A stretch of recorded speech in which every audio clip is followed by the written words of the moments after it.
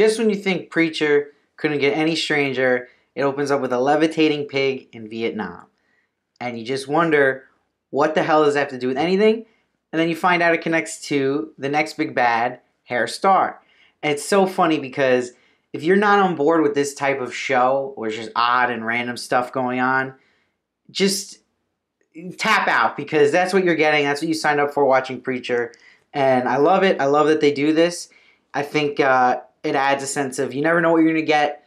And we need that on television because there's so much television right now competing with each other, that this show does stand out in a sense of how unique it is and strange and odd, and it's such good main characters. So it works, I believe. This episode introduced us now to another strange character in Herr Starr, who we can clearly tell is going to be a big villain here.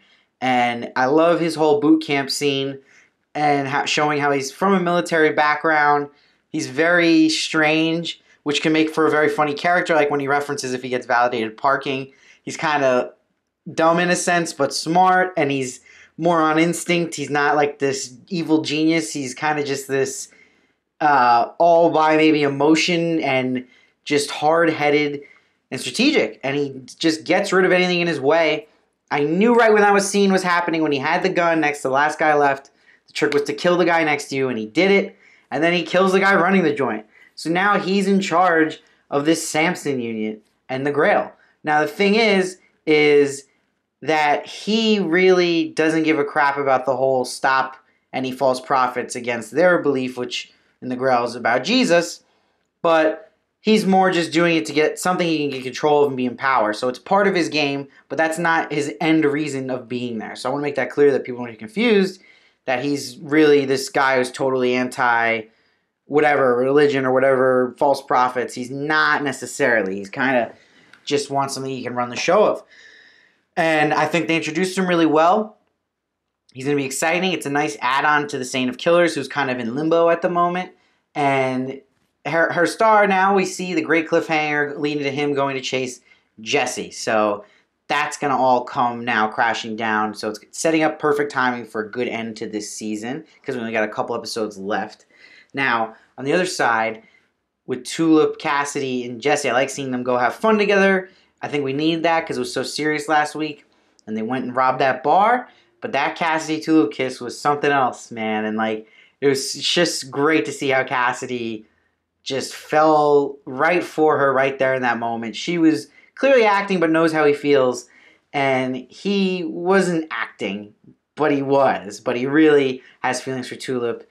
And he just seemed like he had goo-goo eyes, and Jesse was not having it. So that's definitely going to foreshadow this Jesse-Cassidy thing is not going away anytime soon with this love triangle.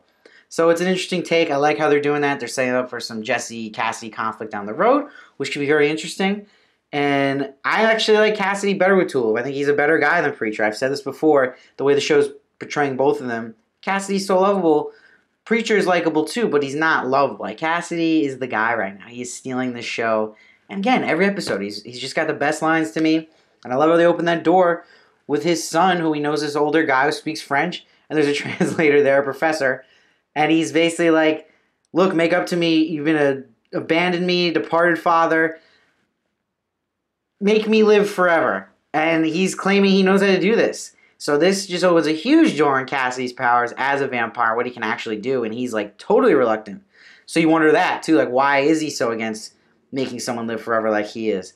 I'm assuming it's because he doesn't want them to live the pain he's lived, just being someone who doesn't die. I think Cassidy deep down kind of wants to, but there's a part of him, I think he knows living long, it can be torturous. I also thought it was very interesting Tulip's character getting built up well in this episode, and her not totally recovering from the Saint of Killers confrontation she had. And I love the shots where it's showing Saint of Killers pick her up. She's looking at him, she's having nightmares about him, and then she's almost having double nightmares like Inception about Saint of Killers. That's how bad it's getting.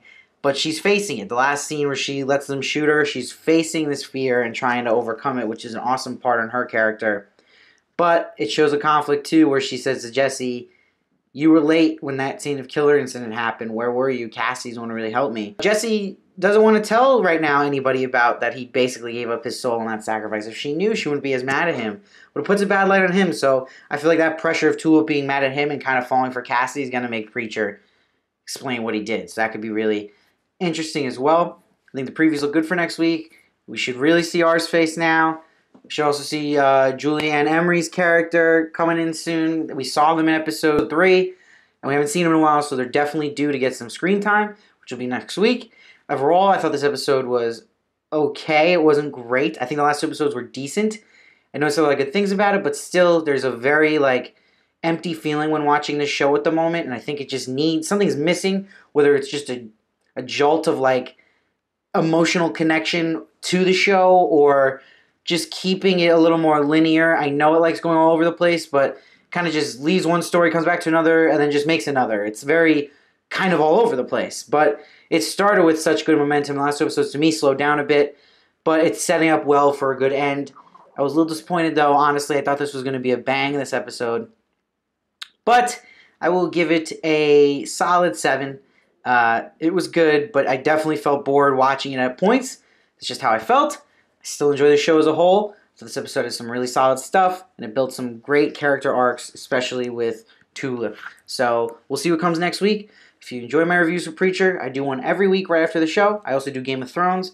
I do movies, and I'm going to be doing The Sinner this week, which is starting on USA. So check that show out and check out my reviews. Comment below what you thought of the show tonight. I respond to everybody. Tell me if you liked it, disliked it. Tell me if you like me or dislike me. I will take anything. And please subscribe. It helps me so much. Keep coming back.